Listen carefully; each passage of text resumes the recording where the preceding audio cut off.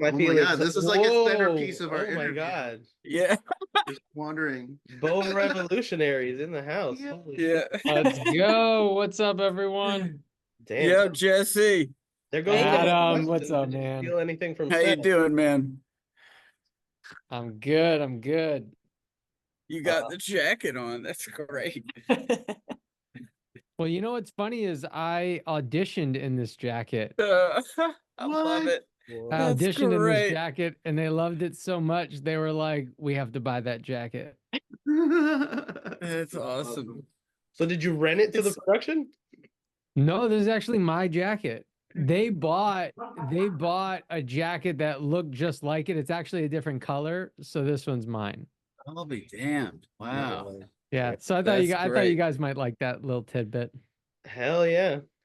We're just waiting for Michael, who says they are a few minutes late. They should say they'll be here by 2:07. 2:07.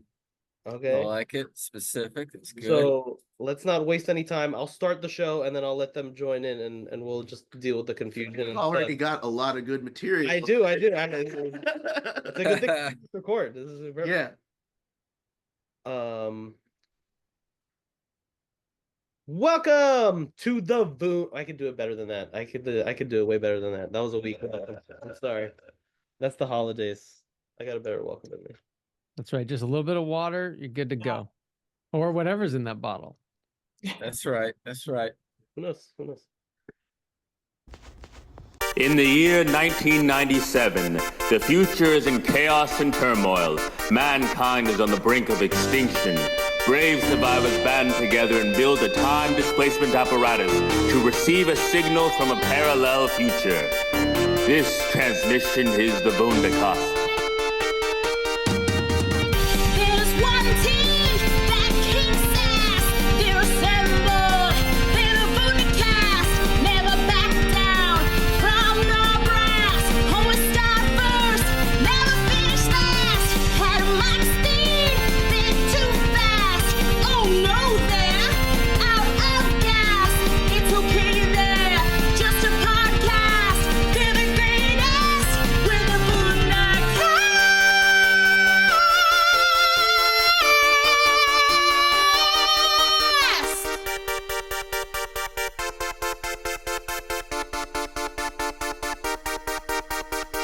Welcome to the Boondocast, the official podcast of Boondablog.com, the home of Adult Swim Yule Log coverage. We will be there, all 31 films in the months of December franchise. We will be there for them. I am your host, Steven. With me today is the they of theys, D-Rock, and we are joined by the cast of Adult Swim Yule Log 2. First on deck in my introductions is Adam Laborde, who opens our film as Officer Gibbons. How you doing, Adam? Welcome. Hey man, thanks for having us. I really appreciate it. Yeah. Adam crushes it to start this movie. Yeah. Can we do spoilers? Because I get messed up really freaking bad. We can do this without doing spoilers. We do it without spoilers, right? No, this is heavy spoilers. Oh, heavy spoilers. Okay, my leg Everything's on gets the chopped. table. This is for the truly hardcore fans. Yeah. Yeah, good. Okay. Next up on our introduction is a comedian with a fantastic YouTube channel filled with hilarious skits. Two of my favorites are she has one where she does like a ransom video that is just a hilarious twist. I don't want to spoil it. See, I thought you were doing a riff on that when What? you were like, no, I can do a better. And the other video is like her meeting Freddy Krueger and getting kind of naughty, and that was pretty awesome. Yeah. We have Sarah Stevens who stole the dinner scene. How are you doing, Sarah? Oh, good. I'm really excited to be here. Thank you so much. Yeah, thanks. And her character is Anniversary Card. For anniversary, yes. So we'll be diving deep into the deep character research that she did in the Hallmark section. Sweet. Also with us is the star of Bad Boys 2, Ride or Die, and also Adult Swim Yule Log 2, Branching Out, Jesse Malinowski in the house. How you doing, Jesse? What's up, my Beau-revolutionaries? Glad to be here. Good to see everyone. Jesse. Man. Yo, you could do cameos as Beau now. Like I could. That could be good. We'll territory. see. I don't know how many people are gonna purchase it, but I'm ready. You'll be surprised. You'll be surprised. We'll be first in line. Nice. I love it. I love it. Well, thanks for having us. You know, let's have a fun show right now. So my first question for you all is, did you guys watch the original Adult Swim Yule Log before you auditioned, or after, or when did it come in that process? I watched it after I booked. I decided, oh, I gotta watch the first one, and I liked it. I thought that opening shot that I think it's like 37 minutes, something like crazy long. But I thought it was so cool, and I loved what Casper brought, and the whole cast, obviously Andrea as well. So I was amped up for number 2, and the way that 2 just kind of takes a totally different turn with, you know, bringing the Hallmark aspect to it was super, super fun. And so it was great. But yes, the answer is yes, I watched. So here we are on the Wundacast. I've often done episodes driving a car, but Okay, can you hear me? We can hear you. There we go. There he is. Yeah. There he is, Now Bert. is my audio being on? Does that screw you guys up at all? Like No. you just No, gonna hear car noises? It's really good, actually. We can only hear you when you talk. There's no Oh, background. amazing. Oh, hey guys, good to see you. We're in the 21st Hey, century. Michael. Drive safe, please. Yes. Yes. Okay, so here we are joined by Michael Shenefelt, aka Birt Card, Birthday Card, the star of Stage and Screen.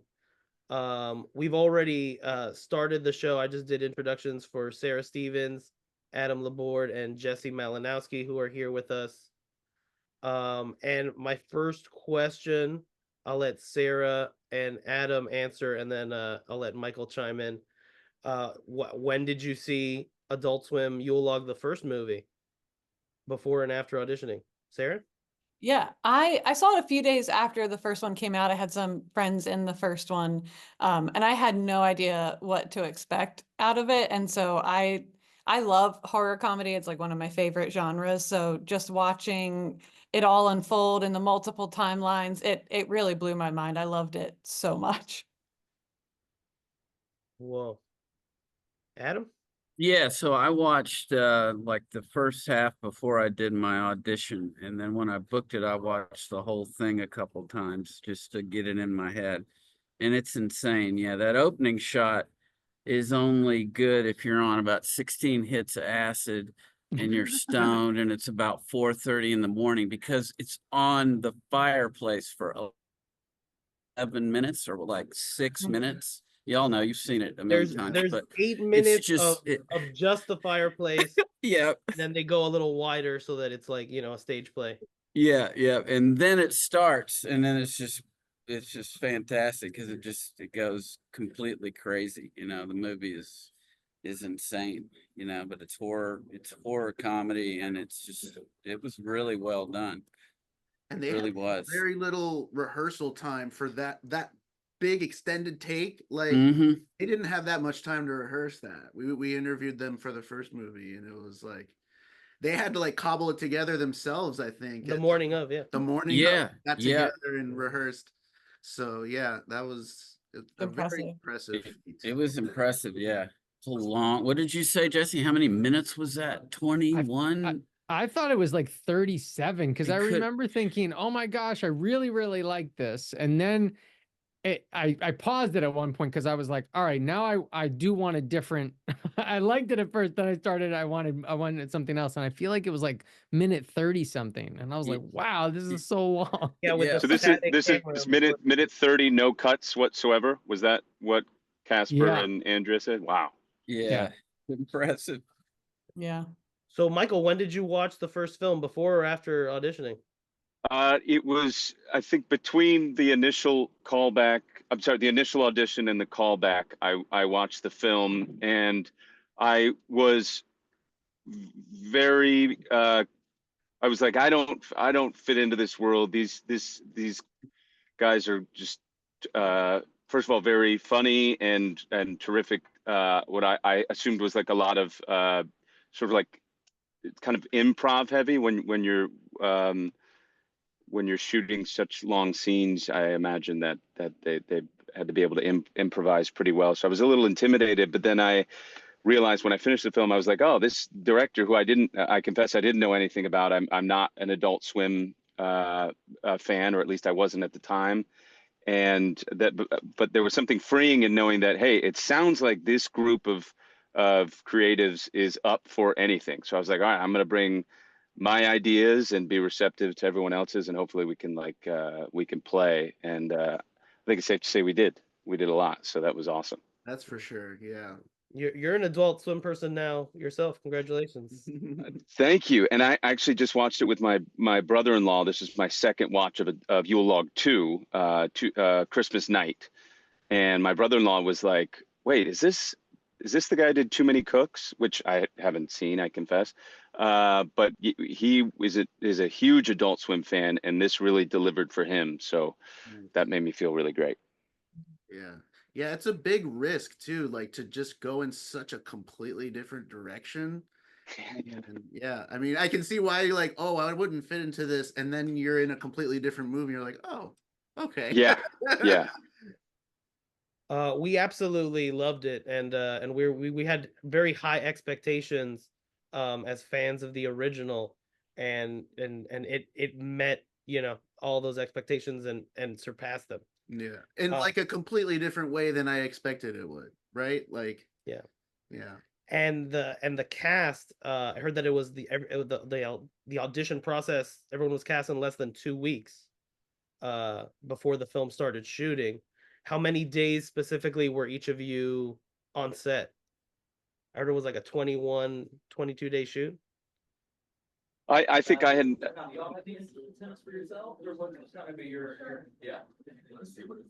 Yeah, Michael, why don't you go ahead? Yeah. I think I had 18 or 19. It was fairly heavy. Yeah. It was a 22-day shoot too, right? Yeah. Yeah. And Jesse, you probably had a hell of a lot of days, I would think.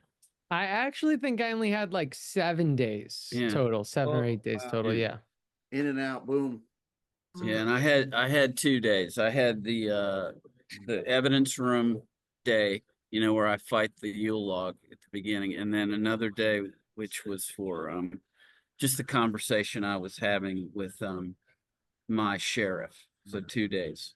Wow, 1 day to shoot the evidence room scene is very impressive. I have to say, that's a really cool scene with a lot of. It seemed like it had a lot of moving parts. Yeah, especially with everything falling over. Yeah, that's wondering how that was done. The stunt was amazing. They took a lot of pride in that stunt. Half the day maybe was setting up for the stunt, talking about the stunt, wiring up the stunt guy so he gets thrown in the air, and then they drop the shelf. The shelf doesn't fall all the way to the ground because it has hinges on at the bottom. But when that shelf fell, it fell about 2/3 of the way down to the ground. It was the loudest fucking thing I've ever heard. I mean, everybody jumped in the room. It was just boom. It was like the shelf hit the ground. It was awesome. Everyone was like, yeah, it was just a big deal stunt. That is incredible. That was all practical. That's wow. Yeah, it was at ATL Stunts, which is, of course, a local stunt place. And so they built the locker room, the evidence locker room in ATL Stunts. And so the stunt coordinator and the stunt man were there for the whole day of shooting. But yeah, was it Brian, Adam? He was, I think, the stunt coordinator guy, Brian. Yeah. And so he was just organizing it. And then there was a younger guy that was my stunt man.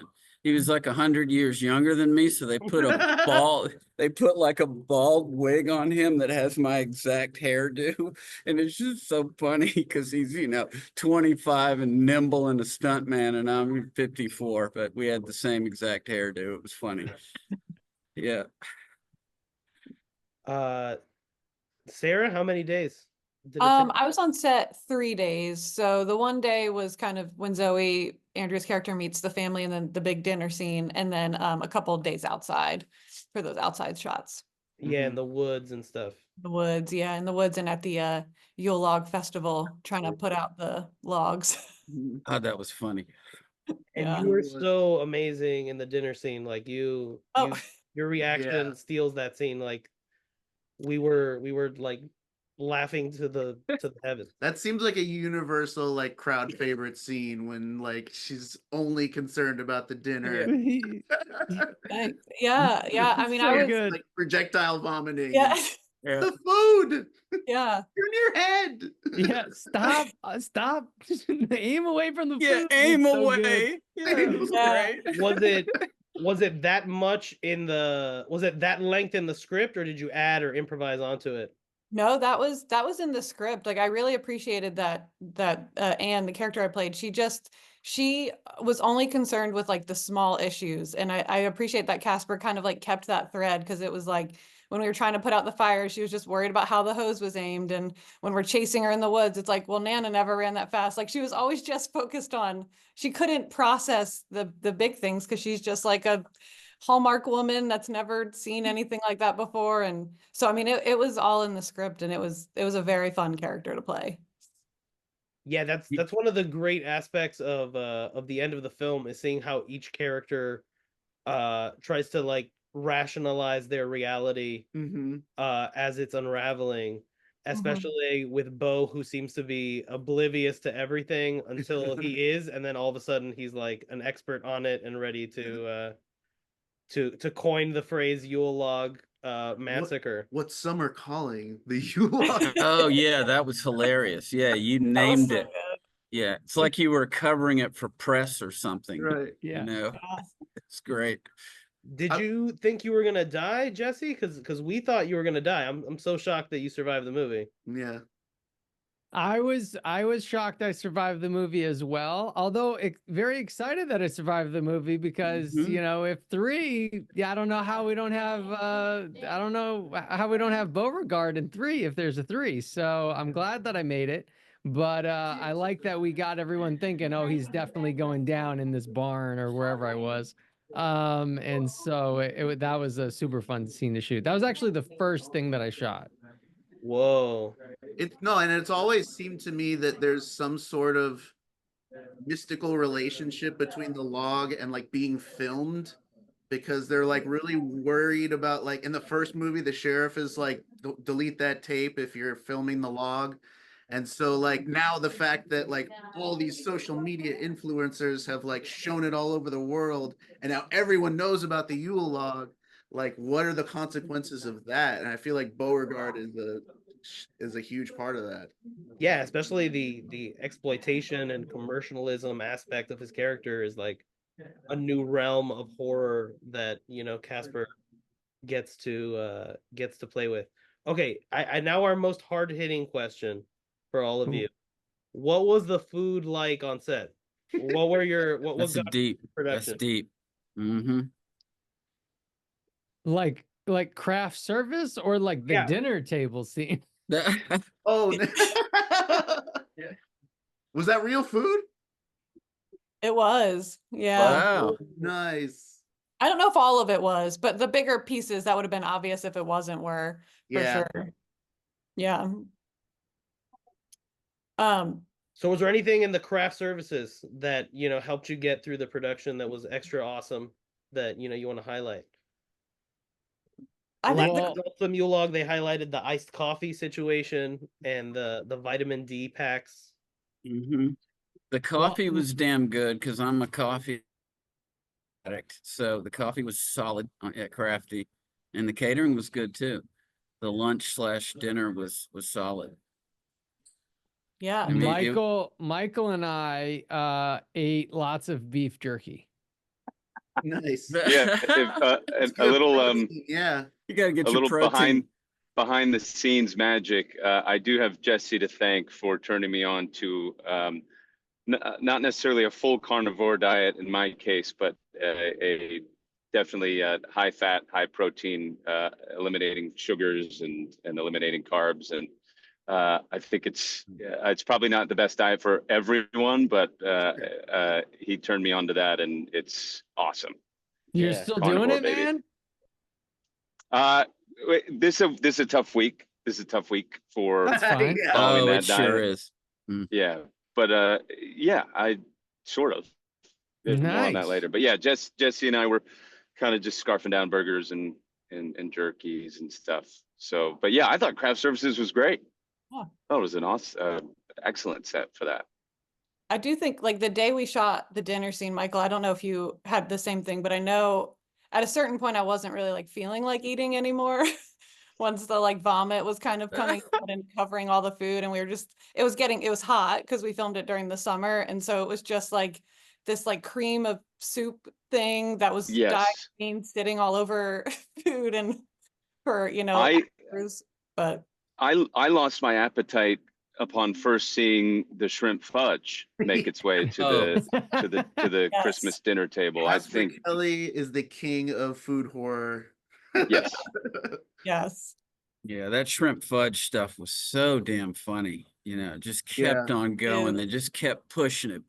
Shrimp fudge, shrimp fudge. It was Yeah. Shot just of beautiful. them making it with the shrimp and the chocolate and Yeah. the pot, like, oh Yeah, the scene with Asher and Andrea, Zoe and Jackson rather. I noticed that they left the tails on the shrimp as they were mixing it in like the fudge mole mix. of And course. I was like, this is horrific. It has to be extra Um, disgusting, yeah. The payoff of it looking kind of weirdly beautiful too, like when it's revealed, it was so great. Yeah, Yes. it looked good. You know, I kind of wanted to eat it. Yeah. I also loved the line, Michael, when you were like, the kids were getting their protein and fudge. It really cracked me up watching that. Yeah. It's the best of both worlds. Yeah. So did you guys have any rehearsals beforehand, or was everything just on the day of? Day of, no rehearsals. Yep. Wow. Yeah. Show Yeah. up, show out. Yeah. Cool. Something I want to give a shout out to is the log cam, because of course after the log gets killed somewhere in the middle of the movie, you know, there's no more log cam. But man, they took pride in that freaking log cam because it was a big deal. It's a steady cam with the log attached to the front of it, as y'all know. And Right. so I had to do a run through a couple of times, almost like a fight scene, because I have a fight with the log. And so I have to, me and the cameraman had to discuss a lot of things, the speed that I'm moving through the evidence locker room and the speed that I run back. And then when I throw heroin at the log and when I throw marijuana at the log, they cut the marijuana part because the marijuana doesn't affect the log at all. So when I hit the log with marijuana, he doesn't get a buzz. But when I hit him with fentanyl, oh yeah, he gets a buzz and he goes down for a minute.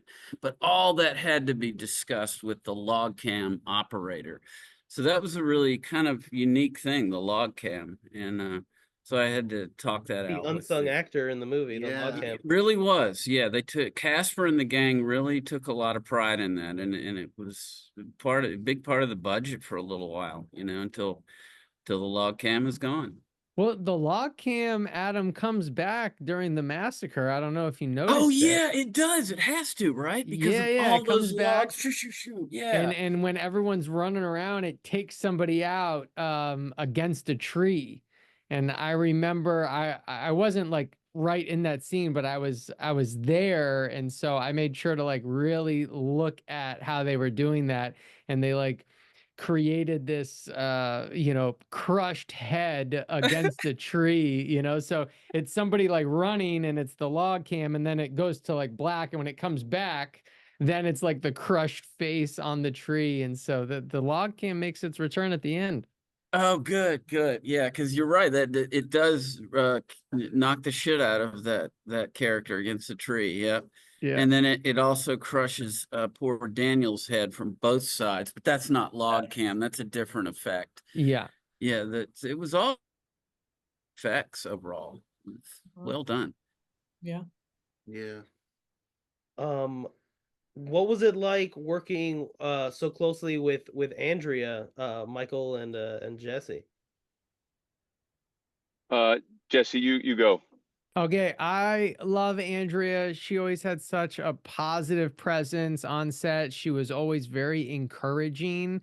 You know, since she obviously starred in the first one, she knew the crew and Casper really well.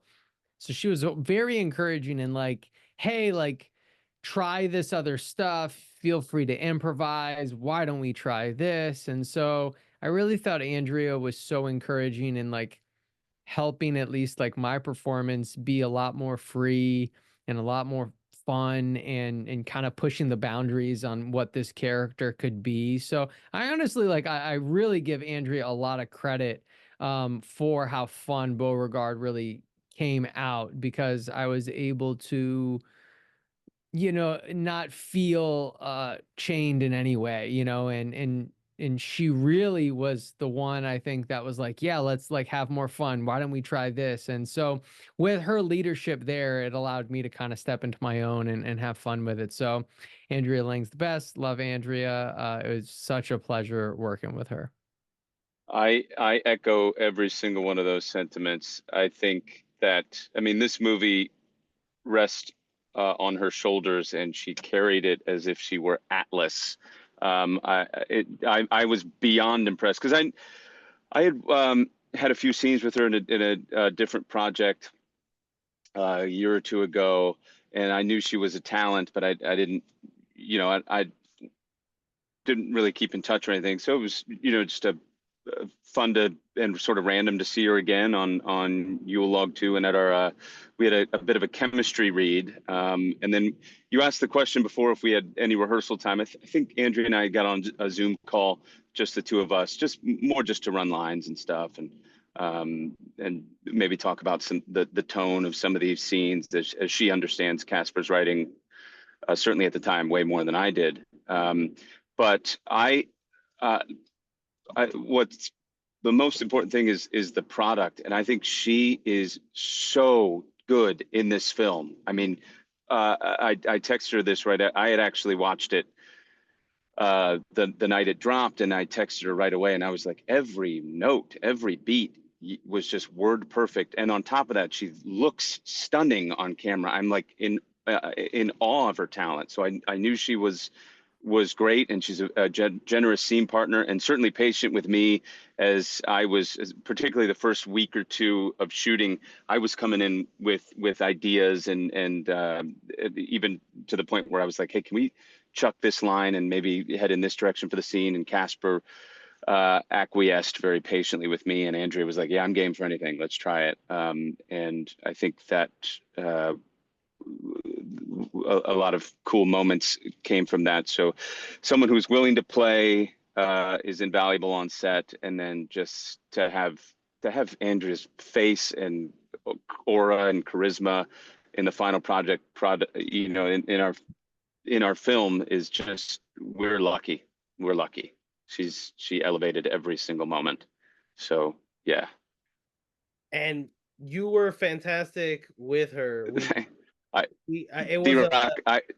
you have to fill Justin's shoes as the romantic lead in the franchise, and it's a large, you play a totally different notes, but it's like so comforting and reassuring. Like, yeah, you're the hunk that had my heart. Yeah, also, like you were talking about. I heard you were gonna say like, "Hey, you were muted the whole time." No. Sorry, go ahead. Also, no, you talked about the fun that she brought to the set, and one of the things we talked with her about when we interviewed her and Casper was she was talking about how much fun it was going down the firefighter pole, and how, and like all the actors were kind of like, were any of you involved with enjoying a go or two at the fire pole? I'm a coward. So that was a big moment for me. And Andrea, like she both literally and figuratively like held my hand, because she's I don't know if it's just in that moment or in every moment in her life, she's like quite fearless. So she's kind of going up and down, and she's given me tips on how to slide down the pole. But yeah, I didn't do it more than was requested, but I do want to give a shout out to Saunders, who was our Blaze, who added a wonderful texture to that little scene. He's the handsome, always shirtless firefighter. Yeah, we so love that was Blaze. wonderful. Yeah, he was hilarious. And then the Cartersville Cartersville Fire Department adding a little production value to the film. I mean, that scene really looked really sick. But no, I followed Andrea's lead on the fire pole, and I got through the scene. She shined through the scene for sure. What was it like in Cartersville?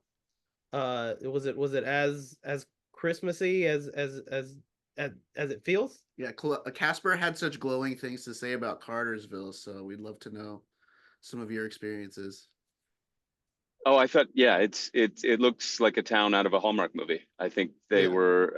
I mean, shout out to Georgia. Jesse can speak a lot more to this than I can, as he's like the king of Georgia, in my opinion. But Carter's, what a gem. I mean, every corner of this state is like, you could go from a Hallmark town to an alpine village to an antebellum sort of Gone with the Wind aesthetic. I mean, Georgia's great. Atlanta's incredible, and the people. To give a shout out to the people of Cartersville. I mean, I don't think we had a single negative experience, or at least production hid that from us. Everyone seemed very thrilled to have us, at least for a few days, take over this Christmas ornament store, to kind of shut down some of the sidewalks for a few hours at a time. The one gripe we had, and there's nothing anyone could have done about it, there was a few times we had to wait for, there was a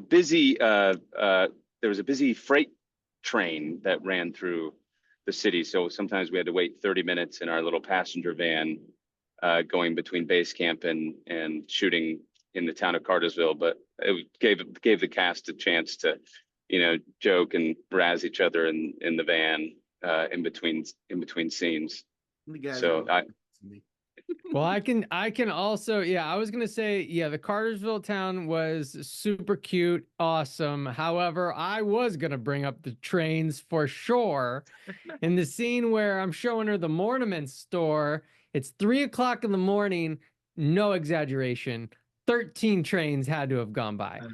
I'm not even kidding. That's nuts. And we were right like next to the tracks. It's literally the ornament store, a little parking lot, and then the train tracks. And so like they kept stopping us, and finally they were just like, we can't keep stopping, like the sun is gonna come up. And so then we had to do this. To do the scene with the train going by. So it was a lot with the freaking train. When I watched the movie, I'm like, I actually think I had more lines in that scene, but I think it had to get cut. I think I have like a great monologue that had to get cut because of the freaking train. Well, I'm wondering about that scene. It has like a great button where like your security pulls one random girl out of line and like kicks her out. Was that on the page, or is that something that was improvised on the day of? No, I improvised that on the day of, and then shout out to the actor. They just went with it, so nothing about it was planned, and so it was fun to see that make it in there. And again, that goes really to Andrea leading the way and being such a great leader as the number one. Pushing the let's improvise, let's throw things around, let's see what works. So by the time we were shooting that scene, I was feeling very comfortable to just be like, if it's in my body and I feel like going for it, I'm just gonna go for it. And that was one of them that stayed in there. That was pretty fun. Nice. Can I bring up two more Jesse Malinowski, or at least I think they were improvisational moments that blew me away.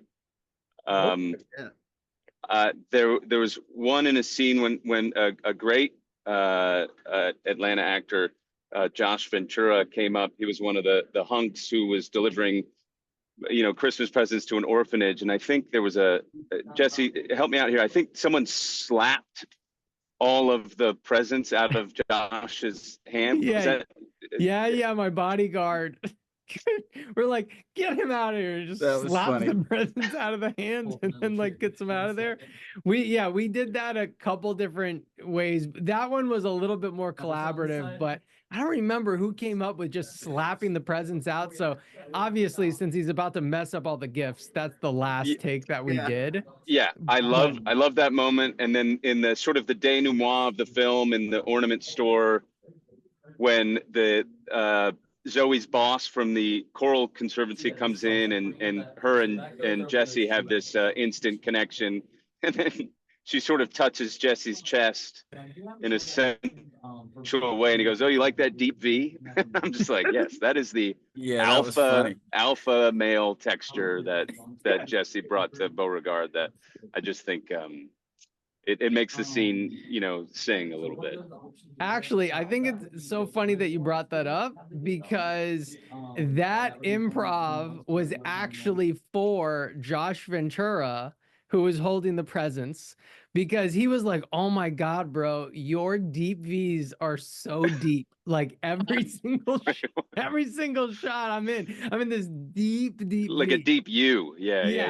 Right, exactly. And so anyway, we were offset joking so much about that, and sometimes I would send him selfies and I'm like, "Look at that deep V." So anyway, I told him I was going to improvise a deep V line, and so I actually did that line for Josh. I love it. A little more behind the scenes magic.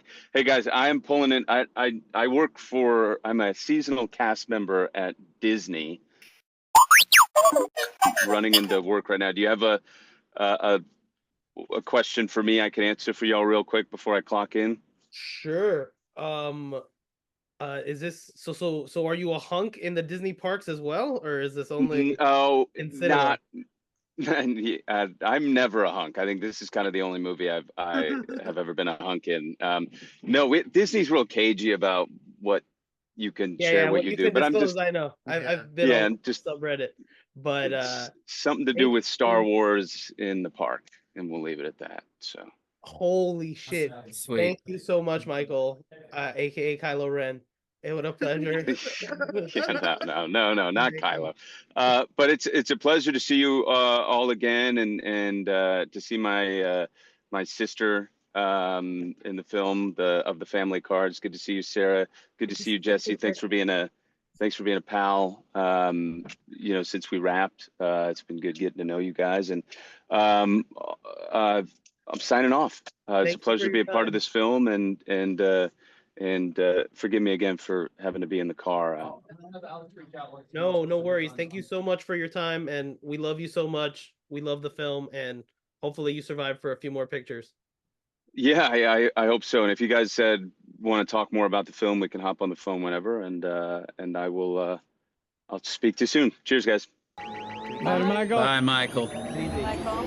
Whoa, this is, when I podcasted from the car before, I had to stop podcasting from the car because I almost got in an accident. So the fact that Michael pulled that off right now is like really impressive. Very impressive. And the whole trip. Ups his hunk status as far as I'm concerned. Yes. Last few questions, Zero? What do you got? I think I've gotten through all. Did you guys have to do any ADR? Especially Hold on, can I ask a question? I want to know who made your intro song. Did you guys make that? Yeah. I made it by myself. It's pretty epic. It's pretty It's good. funny. Yeah. My wife Danny, she sang the theme song. I wrote the lyrics, and then the music was done by this composer called Jay Sarge, who's done like a bunch of different podcast music. So nice. Shouting That's out awesome. the theme song. Well, it's good. Bravo. Yeah, I it really did is. wanna ask if anybody has any favorite Hallmark movies or any Hallmark movies that they maybe watch to prepare or anything like that. I had a friend named Tom Tone. He's a local actor, so I got to hang out on set in Savannah when he shot a Hallmark movie about 3 or 4 years ago, and he was like he's an old guy. Don't let Tom know that he's old, but he knows he's old. And he got to be a grandpa who played the piano, and I was his groupie. I just hung out on set for like 9 days on a Hallmark set. So I used that as my kind of my research and inspiration. And then I watched a bunch of clips of Hallmark movies. But there aren't many edgy ones, but there's one that I think you guys mentioned that's like called Hallmark and Holiday in Handcuffs. Yeah, yes, Holiday in saw it. Handcuffs. Yeah, I saw it after our interview with Casper, and it is hilarious and heartwarming. It was wonderful. it's amazing that they went that edgy with Holiday in Handcuffs. It was 2006, because usually they're just we gotta get those ratings. Yeah. Mm-hmm. So yeah, the Hallmark movies are always cheesy, but I watched some clips and I used my inspiration from that one that shot down in Savannah. And it was actors, they're just they're such nice and good looking people, and they just kind of appear in every other Hallmark movie. Right. And they're just as dedicated to the craft as me, Sarah, and Jesse are. But I mean, they're just freaking making money off Hallmark movies, and good for them. And I wish I was that good looking. I wish I was as good looking as Sarah and Jesse. But but I mean, they're just like such hunks, both male and female. Everybody on set, it's like, wow. Yeah. We play the hands we're dealt. Some of us look like podcast hosts. Yeah. Sarah? Years and years ago, I don't even remember the name of it. I did background on a Hallmark movie. It was like some big ballroom scene where the leading lady makes her grand appearance in the dress and she dances with the guy.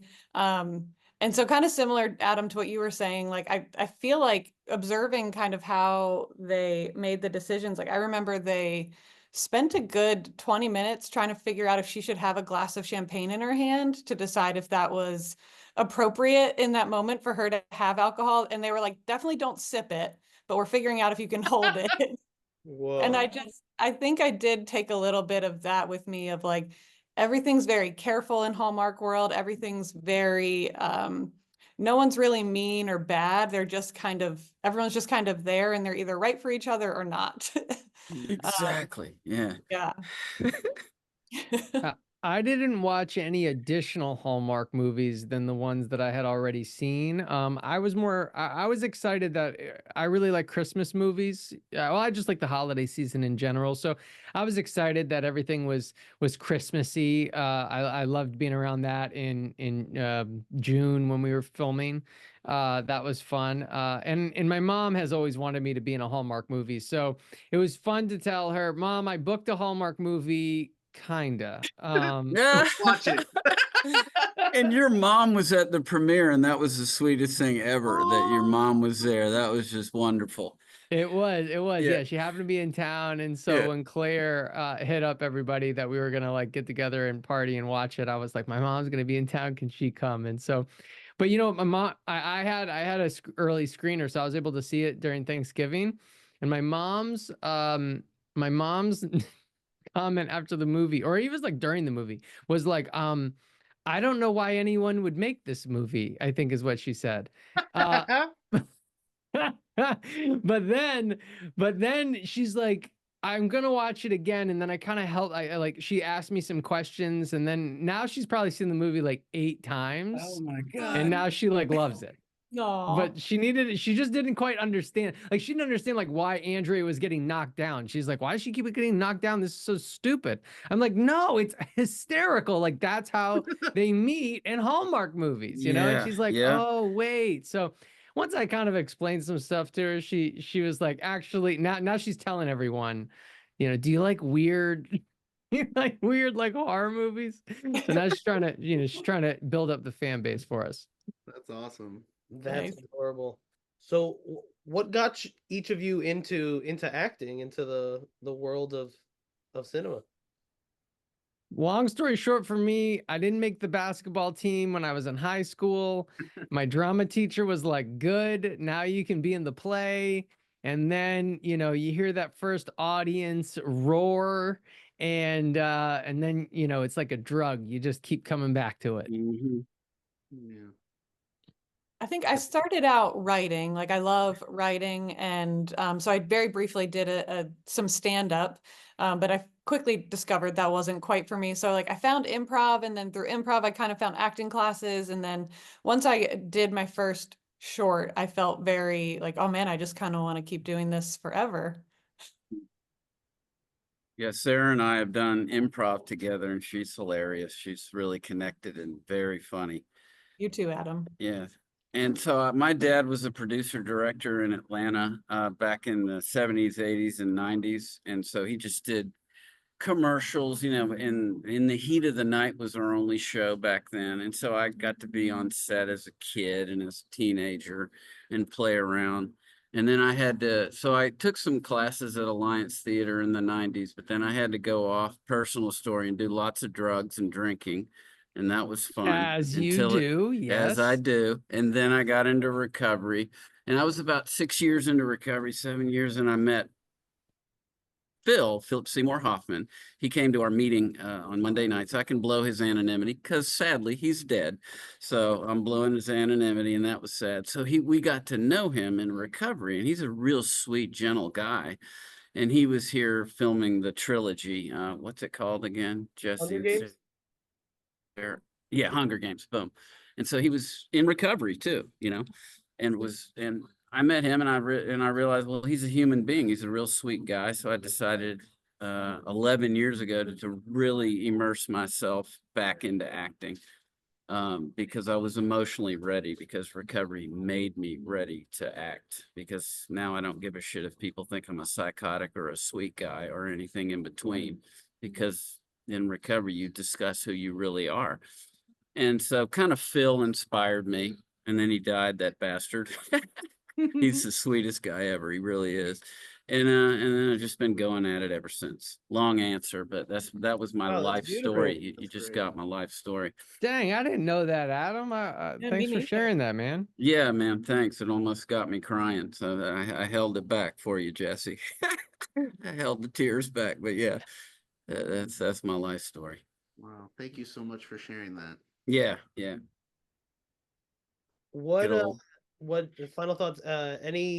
My favorite part, I watched Jesse's interview on Get Seen podcast that Jesse has with Casper Kelly, and one of my favorite parts of his interview was he had Casper and him critique Casper's direction and try to find Casper had us do that. It was organic. It was there. It was. I was like, oh damn, we're doing this. And so what was it like being directed by Casper Kelly? Well, I already kind of talked about it on the show, and I want, since he put me on the spot, and I welcome that, by the way. I wanted to make sure to give like some real critique, and like try to come up with something. But Casper is really such like an easygoing director. Maybe some people would think of that as a negative because they like want more, but I think he really allows you to just embody whatever you want to bring. And I think that's a really fantastic thing to be able to do, because when it's your project, I think it can be really easy to micromanage it and be like, no, I saw it this way. And Casper really allows you to just do what you want. And so I commend him for that. I commend him for, kind of laying the reins down and letting you go in whatever kind of direction you want, but being able to steer it back if for some reason you're not serving the story. So I love Casper. He's a gentle giant, and I think I called him a wacky genius, which I still really go by. I think wacky genius is a good description. Yeah, I really agree. He is somewhat of a genius. That writing is razor sharp, but he's also a good director in the sense that you can walk off to the side with him and talk about, today's shooting and what's going to happen. And he's willing to just stand there with me and talk about the character and help me with what's going to go on in the scene. And then he'll also throw some notes and give some good direction, you know, when you're shooting. He's a smart director. He kind of lets you be and lets you go wild if you want to go wild. And you can ask him before a scene begins, hey, can I go nuts here and improv? And he'll be like, yes. Or, well, we only have time for 1 or 2 more takes, but yeah, you can improv still. He's clear cut and a good communicator, and is also a good technical director too. He's very aware of the technical stuff, not just us actors, but of all the, you know, the DP stuff that has to go on, the log cam stuff that had to go on, this, you know, giving time for the day of shooting. I mean, he shot it for a low budget, and it looks higher budget than it is. He's a smart guy. You know, he's fun to work with too. He's a gentle giant. He's got a big heart. He really does. Yeah, I definitely agree with all that. I think his ability to give you the freedom, but also get exactly what he's looking for is incredible. And yet to get it in such a short time frame. I mean, I think even the dinner scene, I mean, it was, you know, we were trying to get all of that in less than a day, really, for the dinner scene, because we had scenes in the morning before that as well. And I think being able to make everyone feel like they can explore and play, but then get what you need out of it is such a difficult thing to do sometimes. And he is amazing at it, all while being so friendly and gentle. And I love how gentle he is, because his ideas are so forceful. And so it's such a fun juxtaposition of like Nana vomiting all over the table and then just having a very kind person be like, all right, so we're doing this now. It's just very, very fun. And I agree with them both. I mean, he's a genius. Yeah. No, every time I've heard actors who have worked with Casper talk about Casper, they say one of two or both things. One, they rave about how everything is on the page. Like, it's the writing is just so amazing. And two, the fact that he allows you so much space to put so much more into it, and having to balance those two things, like you said, getting what you want out of it, and at the same time giving everyone as much freedom as possible. That's, to me, is an incredible talent. So yeah, we are huge Casper Kelly fans, and we love hearing you guys rave about him. So yeah. Are you guys horror genre fans, or is this like out of your realm? For me, I'd say this is a little out of the realm. I'm not normally watching horror movies. Yeah. I will, you know, I'm more of like you know, if we're all like, hey, let's go watch the movie, I'm like, all right, let's do it. But like alone, no, I'm definitely not watching a horror movie. I love horror and horror comedy especially. And so this was a dream come true. Nice. Yeah, I love horror as well. I'm not into, you know, the Toxic Avenger reanimator style of campy like you two guys are, because y'all know it freaking well. I could tell by looking at your stuff, but I still love the campy stuff. But oh yeah, horror blows my mind that sometimes, you know, like a movie like, I don't know, Hereditary is lower budget than you would think, but yet it's fucking perfect movie, you know. So sometimes a horror movie can be absolutely ideal, yet still kind of low budget, and you can pull in actors that aren't, quote, A-listers. So horror is a fascinating genre, and it can make money too, you know, without putting a whole lot of money into it. That aspect of it fascinates me. It seems like there's a lot more freedom, and there's also a built-in audience. Like, it's such a great world to play in for those reasons. Yeah. Final question. I had something in my head. What was it? I got nothing. I'm out. You got nothing? I'm out of juice. My wife is sick, Danny. She wanted to be here, but she loved you guys' performance. And I remember what I was gonna say. You guys are horror icons now. Extremely niche horror icons. Wait. But you guys are in there. And one day there's gonna be an Adult Swim Yule Log convention. Okay, whether it be at Dragon Con, where they do a bunch of Adult Swim stuff. but Yeah, It's gonna be huge. Panel. that would Millions, be amazing. millions. signing axes, signing logs. Yes. Bring them That'd from be the Signing perfect. logs with like a knife. Just pull out a switchblade. Yeah. Emotional support axes. Yeah.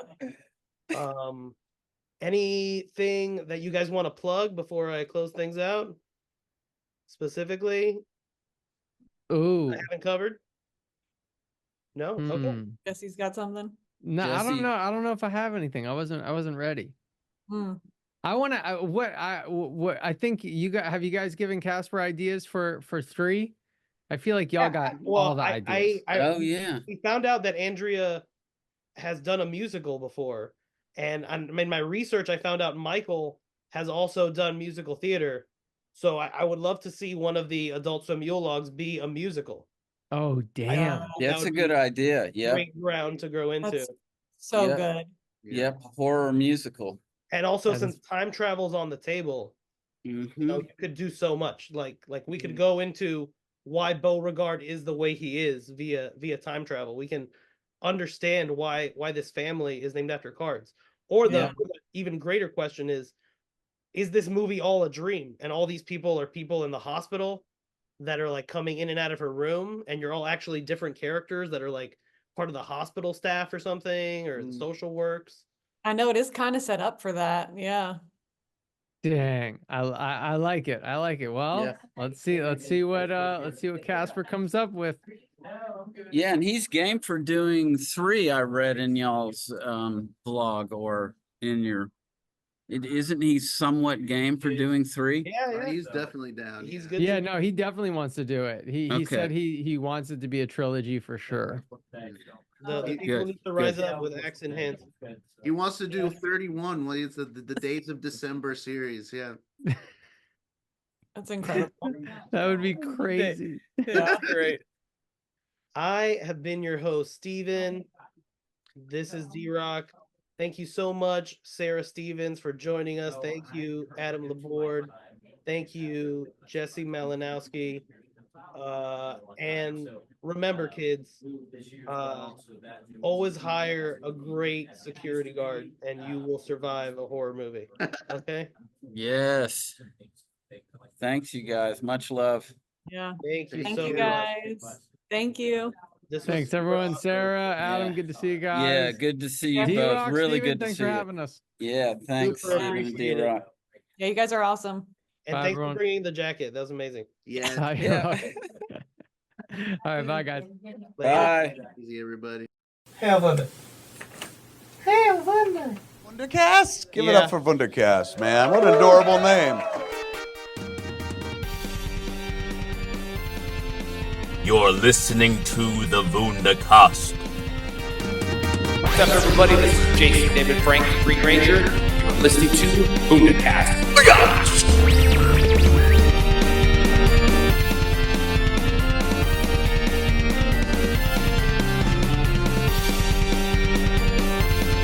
You can find it at Wundercast, and I know they love Effie. I'd like to close this out by urging everyone to go over to wunderblog.com, and you'll see on all of our recent podcasts, and once I post this up there, there will be a link to D-Rock's Patreon account for ad infinitum. Oh, why'd you start So that linking you my can- Patreon exactly when I stopped updating? Oh no! Never mind! You can also No, I'm gonna update it soon. I am.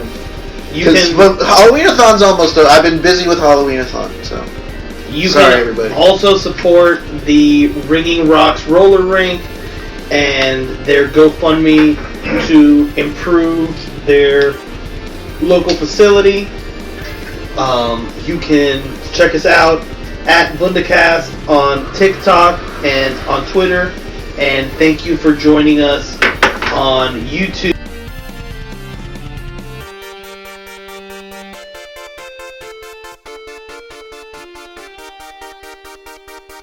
Subscribe to the Wundercast.